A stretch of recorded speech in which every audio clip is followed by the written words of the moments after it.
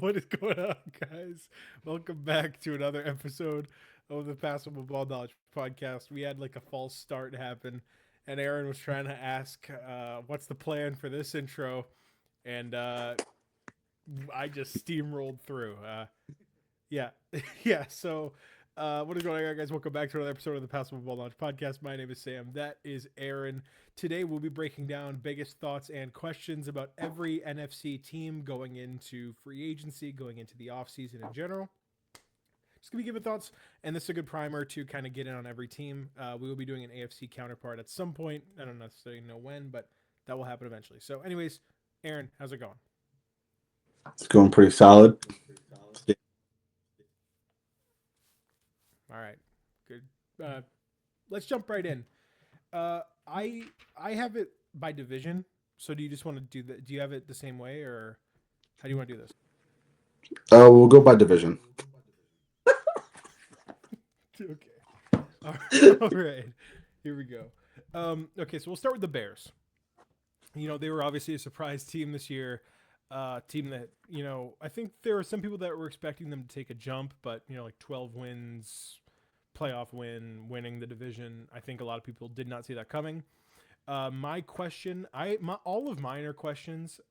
My question for the Bears is, how aggressive do they get with accelerating the timeline? Like, I'm curious to see if they just kind of continue this like incremental climb, or if they get super aggressive in free agency and try to bring in like serious difference makers to bring this team maybe from being very good to being like a contender, or like a serious contender who like people are really looking out for.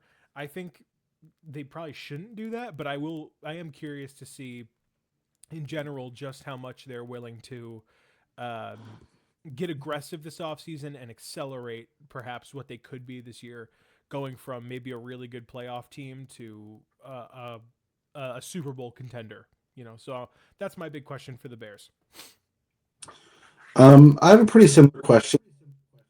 Like, how aggressive do you get, like in free agency, on like the defensive side specifically? Because this is a team that I think you're pretty confident in their offense, right? Good coach, good quarterback, good overall offense. So I think it's just like how aggressive do you go in free agency on like leveling up that defense? Because I think that's kind of the weakness, even though it's really not like super glaring. I think that it can definitely be helped just to you know get get better. So yeah, I would just say like how aggressive do you get in free agency and like specifically on defense to try to speed up this like process as fast as possible. All right. I will go. We'll do Packers next.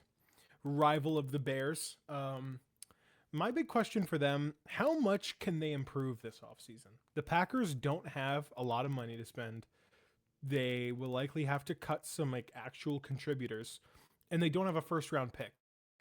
So I don't know how much better the Packers can really get this offseason besides just like general development and the team kind of coming together and just growing more as a whole. Um, in general, the Packers don't have many resources. I believe they're one of the lowest teams as far as cap goes in the NFL. And like I said, they don't have a first round pick. So, like the Packers were good last year, but I think there's an expectation in Green Bay that they're going to start competing for Super Bowls. I don't know how much better they're going to be able to get in one off season to maybe put themselves in that spot next year. I don't think they're going to be able to add much. So my big question for them is how much can they really improve this offseason with the lack of resources that they have? Yeah, my question is once again pretty similar. Like how do you improve Jordan Love's weapons? Because you don't have a lot of cap, you don't have a first round pick. So, how do you how are you going to help kind of an interception prone quarterback with like no like really standout targets like Romeo Dobbs is solid, Christian Watson's solid, but like I feel Romeo like Dobbs is a free agent, by the way. I just want to chime in. He's a free agent, so he's probably yeah, going to leave. Yeah. I forgot about that. But like you got to figure out a way to help Jordan Love. I feel like that's kind of been like their main weakness for a while at this point, ever since like Devontae Adams kind of left. Green Bay, but yeah. Like, how do you improve this receiver room and improve the weapons around Jordan Love with your limited cap room that you have? I'll let you pick the next NFC North team here. We'll just go to the Vikings. And I think the biggest question here, it's pretty glaring. What is your plan at quarterback? Like, you have JJ McCarthy. He probably got your last GM fired. So, like, what does that have to do? Or, like, how does that affect his future? I know, like, Kevin O'Connell's still there, but, like, the new GM isn't really attached to him. Um, so like, are you like full on going to JJ McCarthy as like your full time guy, or are you gonna at least just bring in some competition to maybe, make him play a little bit better to give him some even like insecurity, which could be good for him. Mine very similar. We're on a very similar wavelength so far. But mine is a little bit more pointed. I said, is it already time to give up on JJ McCarthy? Like, there's been some rumors that the Vikings could entertain trading him this offseason for like you know how every once in a while like a decent young quarterback gets traded and they get traded for like a 4 and like a 4 and a 6, like like decent compensation but nothing crazy. Like I think that was like the Malik Willis trade, that type of stuff. There's been some talk of that happening. There's been some talk that they might go out and then make a legitimate like commitment at quarterback with like a big trade or a big signing. My general question is like, so is is JJ McCarthy even going to be given a chance to compete, or is it just like this is a failure, let's quit? Like that's my question, because there's a difference between veteran competition and getting rid of him and changing everything. So I'm curious to see how they end up moving off of a guy like JJ and whether they do it at all, because I don't know if they're already at that point where they feel like he's a lost cause, but for all I know they might be. So I'm a little curious there. We'll go to the last NFC North team here, the Lions. Now, for my question for the Lions, it's very simple: is the window closed? Like, is your window as a legitimate championship contender already closed? Because this roster is pretty similar to the roster that won 15 games. It's a pretty similar outlook, and the players are the same. The real key contributors are the same, but it felt like last year you lost the two coaches and you lost a little bit of the magic. And you're bringing in another new OC, Drew Petzing, who was the OC for a extremely uninspiring Cardinals offense last year. Um, I mean, trust me, I'm a Seahawks fan. I watched that Cardinals offense play. It was ugly. Um, in general, I don't know how serious I take this team as a true contender. I don't know how serious I take this team as a team that could really grow into being a great competitor again. I think that they could make the playoffs, absolutely, but are they like I don't I think that they are a tier below the Rams and the Seahawks and the Bears, even those type of teams. So I'm curious to see what goes on there and how they view how they view this window and whether they get super aggressive this offseason to keep that window open to try to capitalize on the roster. Um, yeah, I have like, how do you get back to that like point? Um, because this team looked just so flat last year.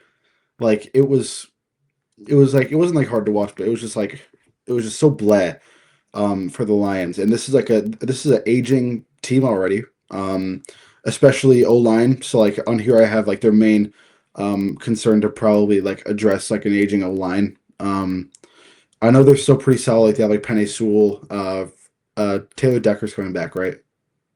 He said that yesterday. He is, but I think they're gonna cut him because he was really Okay. bad last year. But yeah, I think how do you get back to that point? To 15 games is their biggest question, but more specifically, how do you address the O line issues that you kind of have with them? With that being like a really or like a pretty old age group there.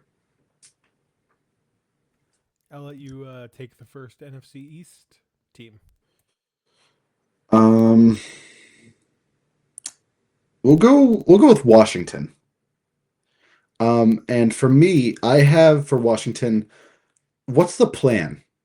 Like, is this a team that is trying to win now, or is this a team that's going back into another 2-year rebuild? And like, is like Dan Quinn going to kind of be like a scapegoat here? And more specifically, like, what will happen with this defense? You fire your DC.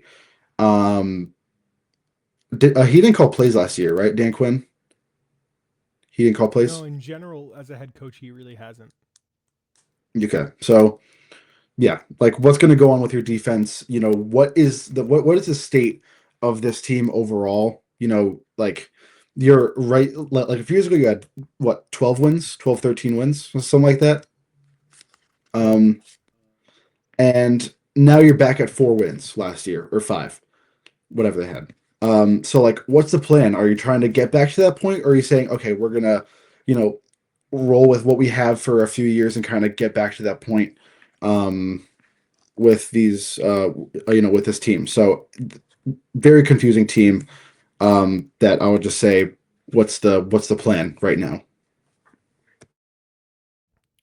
So this is the first one that I think we actually like have like a definitive difference on. I'm curious, every offseason there's a team that is super aggressive in free agency, like specifically on day one, where it's like they leave free agency and they've spent like combined like $600 million or something on day one of free agency.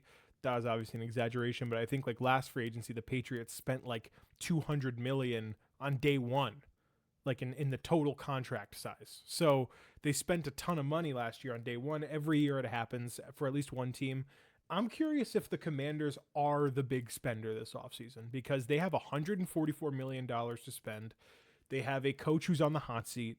I think Dan Quinn is definitively, his seat may not be hot. It's warm though. His seat is definitely warm.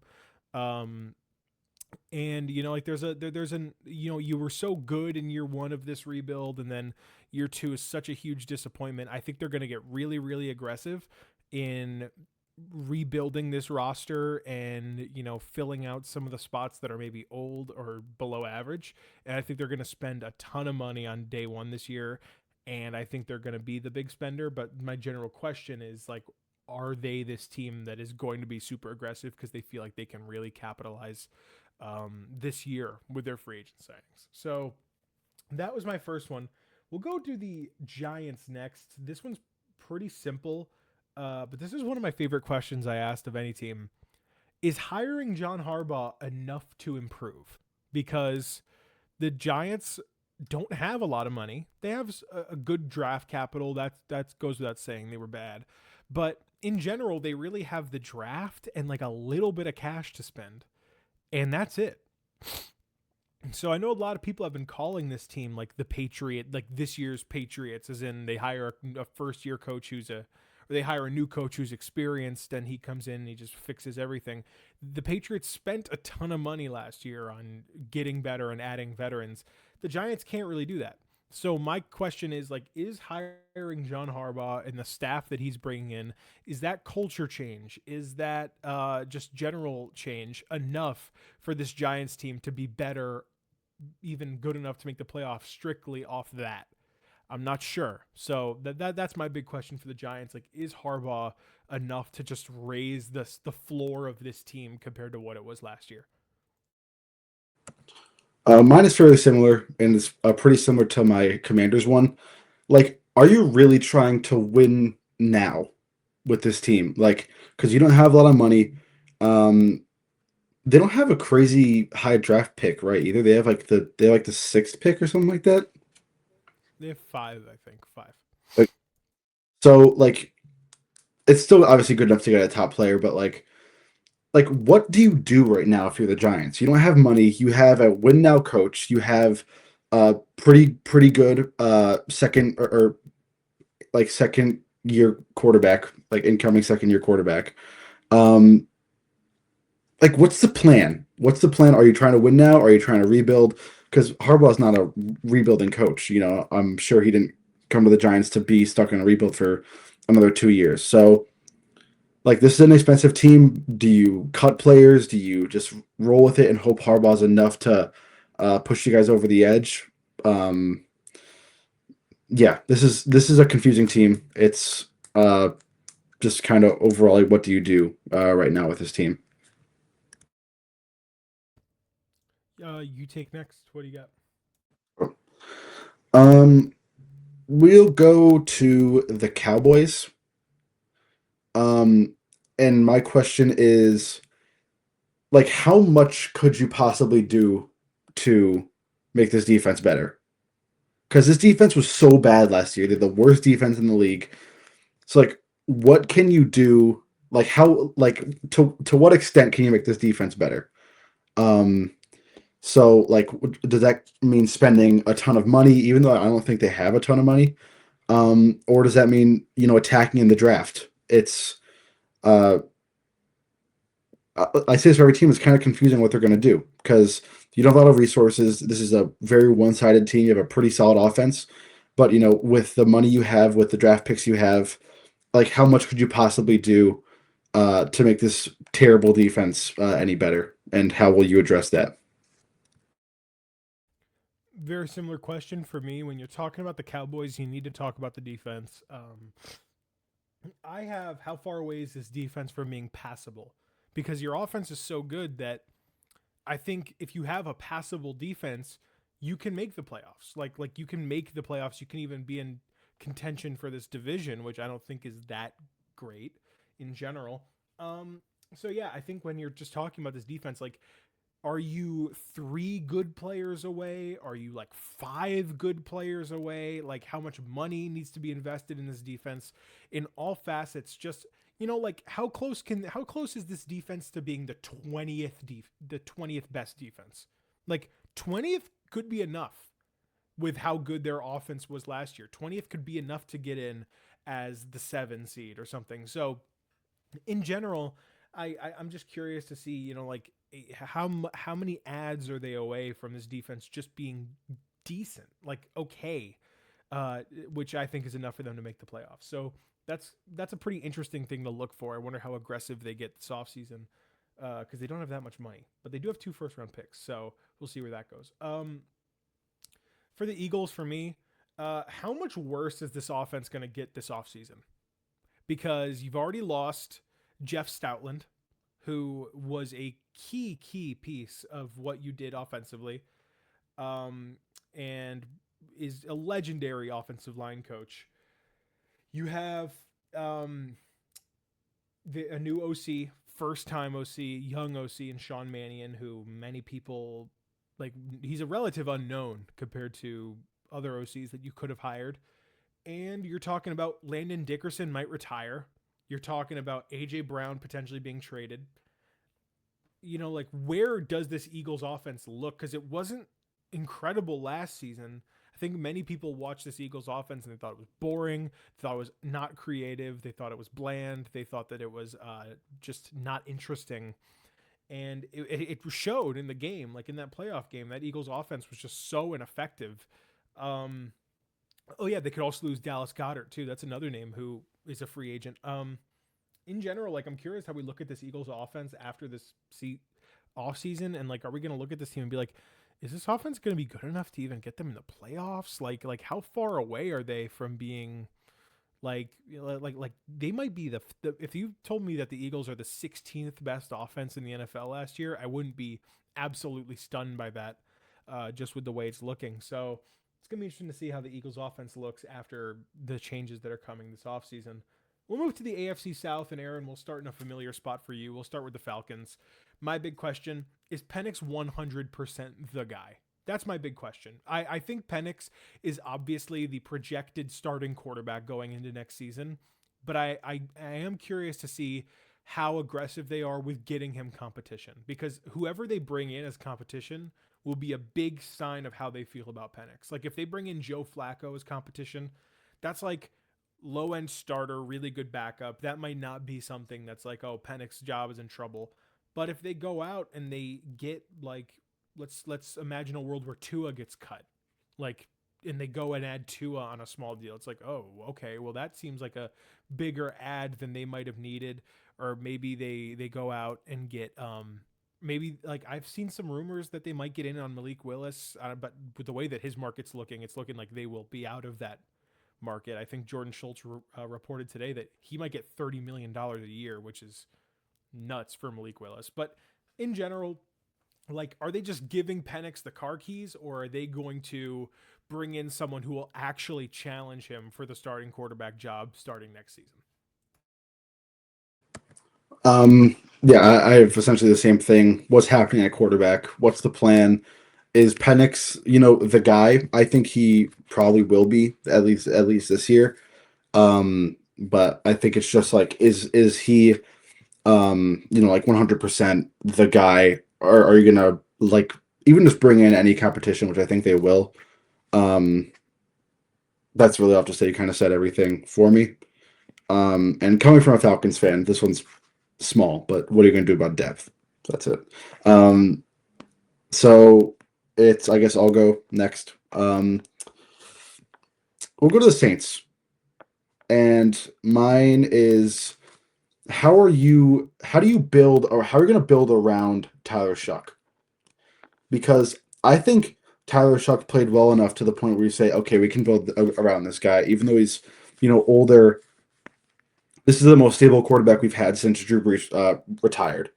So, like, I think your main question is just like, how do you help Tyler Shuck? Is that O line? Is that receiver? Do you build on your defense so you can have kind of a balanced both sides? So, like, how do you just build around Tyler Shuck and keep that winning going from the end of last season into this year?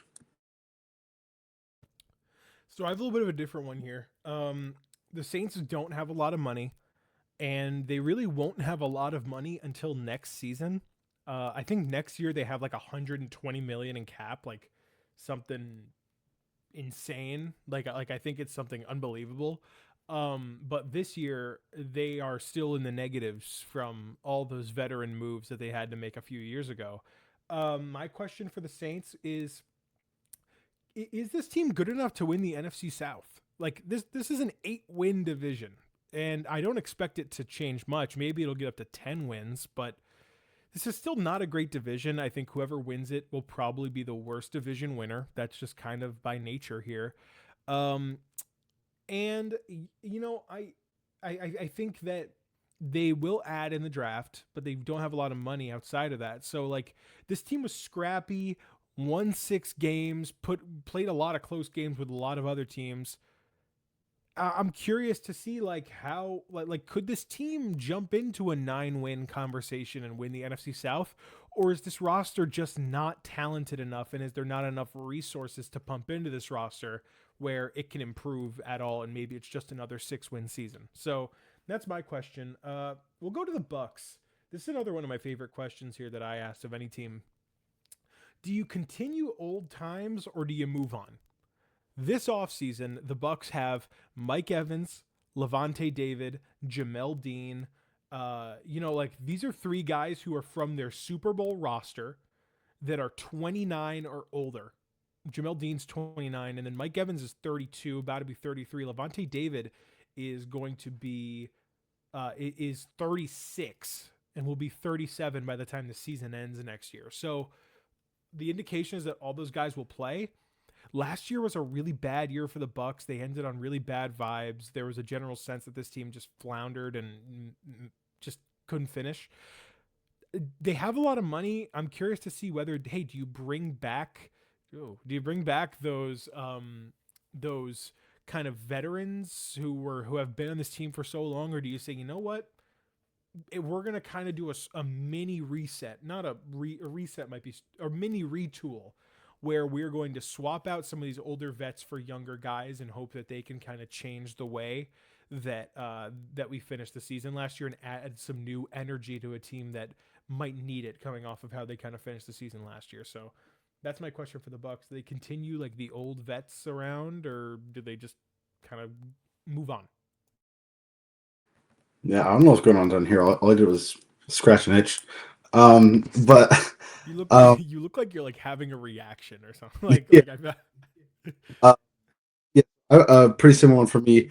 Like, what do you do with this like aging roster? This team was expected to by far and away win the NFC South last year. Um, and they ended up not making the playoffs. So I think, you know, like you said, do you keep going with this like veteran thing, or do you try to go for like a more like young player, like energy team? Because this team felt really stale last year, um, especially like towards the end where they really just started like floundering. Um, so yeah, do you kind of set everything just like do you keep going with this system, or do you kind of restart and hope to live up to expectations next year? And then I'm going next, I guess. For the Panthers, this is a tough one because this is a team that's really close to winning a lot and that's really close to going, 3-14. So my question is like, how do you how do you build consistency in the offseason? Because this team was very inconsistent last year. So like, how are you going to make sure um, that you stay on like a consistent path? Um, because you could say that like you could do like what was I gonna say? I forgot what I was gonna say. Um, that could be like finding a way to keep Bryce Young consistent or keep your defense consistent, or just anybody on your team consistent, because that's how this team kind of was last year. It's like, okay, so the Panthers won by 35 last week. Now they're gonna lose by 35 this week. Um, so I would say main question is how are you gonna find consistency this offseason? Um, and on which side of the ball are you gonna do it on? My thing for the Panthers, there's a general notion that this team is like up and coming. They're young. This team doesn't have a lot of money. Like this team is surprisingly expensive. They're surprisingly old. There's not a lot. Like I think of all teams with positive cap space, they have the least of it. They only have $7 million in cap. So they don't have a lot of money to spend. Now they do have some restructure ability here, but you know, in general, this is not a team that's necessarily like, okay, they're young, they're up and coming, and now they have 100 million to spend. It's not like that. This is different. Um, so for my question, I think where they really could see improvement is Bryce Young improving. And my question is, can Bryce Young take a step into above average quarterback? Like, can he, like, next year, can we all realize, okay, Bryce Young is a top 12 quarterback in the NFL. Bryce Young is a top 14 quarterback. Like, even that is good, and it's better than where he is. I think in general, Bryce Young, like, probably is, like, in, like, the 20s or, like, near 20, like, straight up. Like, that's probably where he is. If he can take another step into being, like, okay, this is a 28 touchdown 7 pick quarterback who is efficient every game and plays every game the same way. You talked about consistency. I think that's a big piece of it. Um, I mean, I remember Bryce Young, like the Panthers were kind of rallying at the end of this year and the Seahawks played them, and Bryce Young had like 40 yards passing in the entire game. It's like, like consistency, just putting it all together. Um, yeah, can Bryce Young take another step? Can he take a step into being a good or even like pretty good quarterback? That's my question. So, um, we will do we'll do the Seahawks. I'm a Seahawks fan. We'll start with the Seahawks there. My question: can they keep the core together? This is a team that is losing, that is could lose this offseason. Tariq Woolen, Kobe Bryant, Rashid Shaheed, Boye Mafe, Ken Walker, Josh Jobe. Like these are all starters from the Super Bowl team.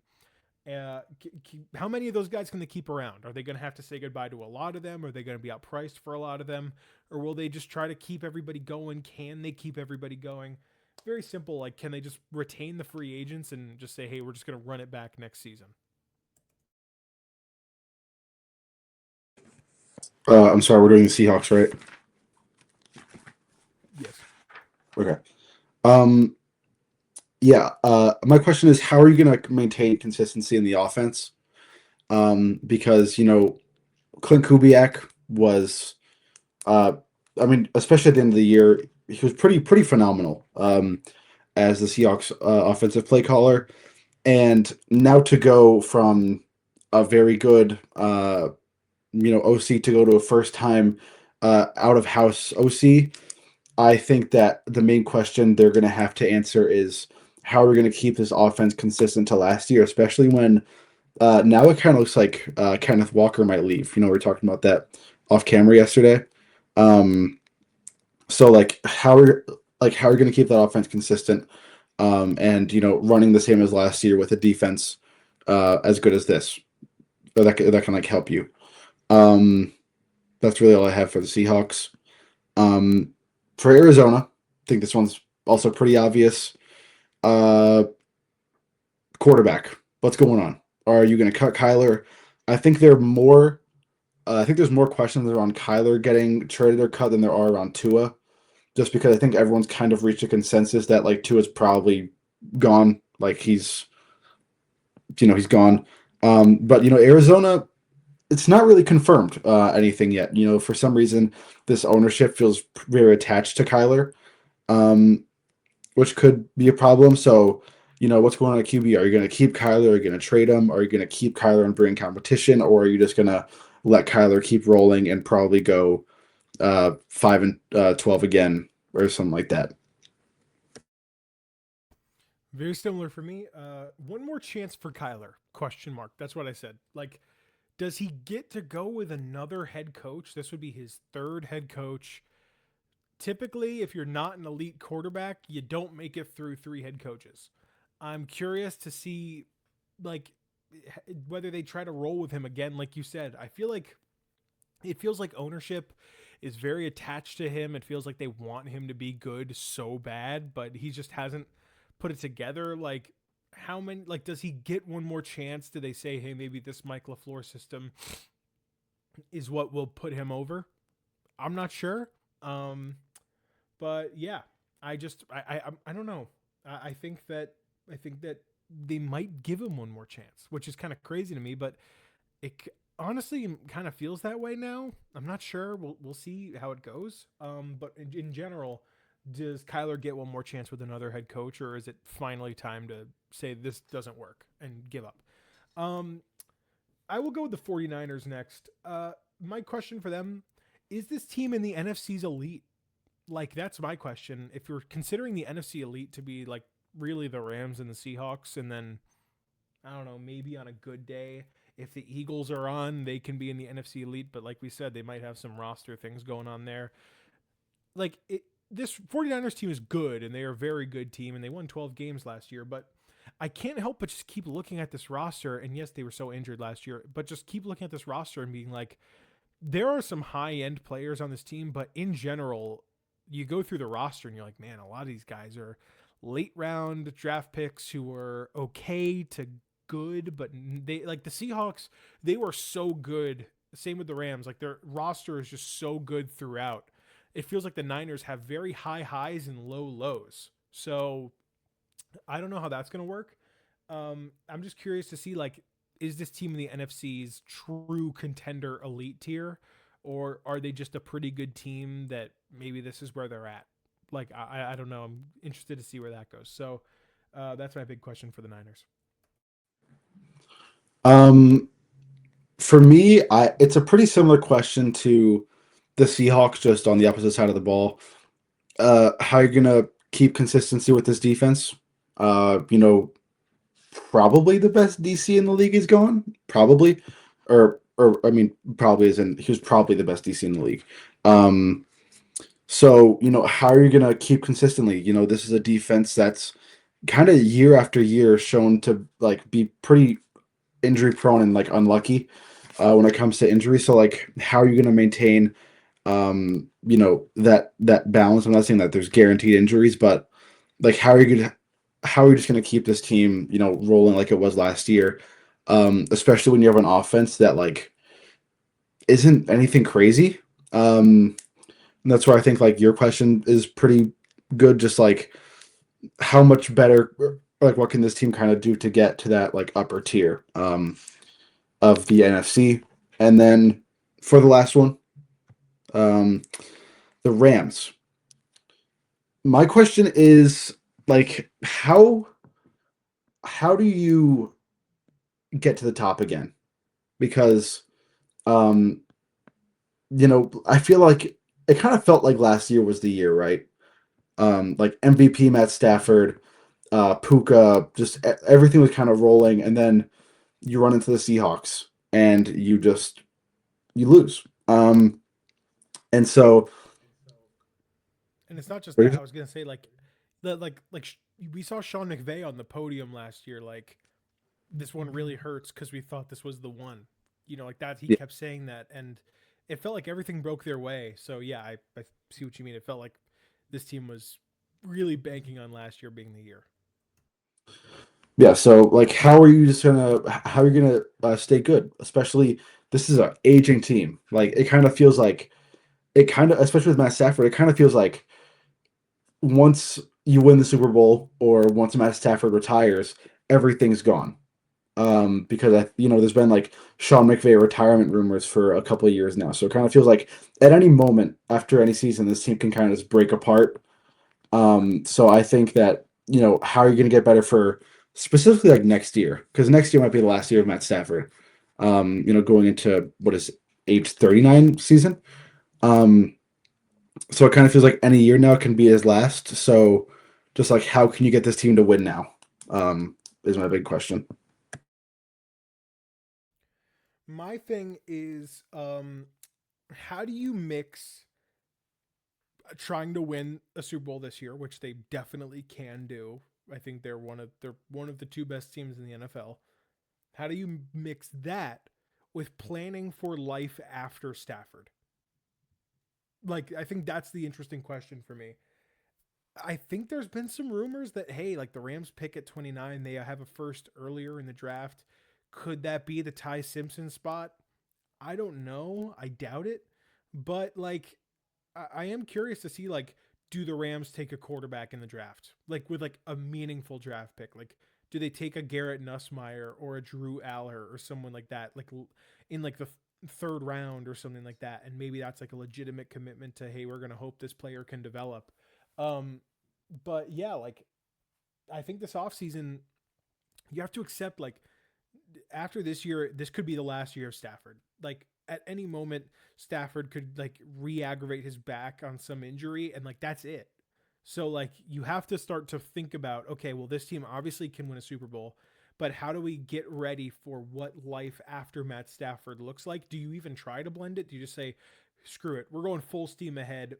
We're trying to win the Super Bowl this year. Forget we're gonna pick need, and we're just gonna fill the roster. I'm not sure. Interesting to see. But yeah, that's it for. Oh wait, do you have a question? No, no, you don't. Right? You already said your question. Yes, you did say your question. Okay. Anyways, that's gonna do it. Those are our questions for all 16 NFC teams. Before we wrap, Aaron, what happened today in history? Today in history, uh, February 25th, uh, Muhammad Ali knocked out Sonny Liston for his first world title in 1964.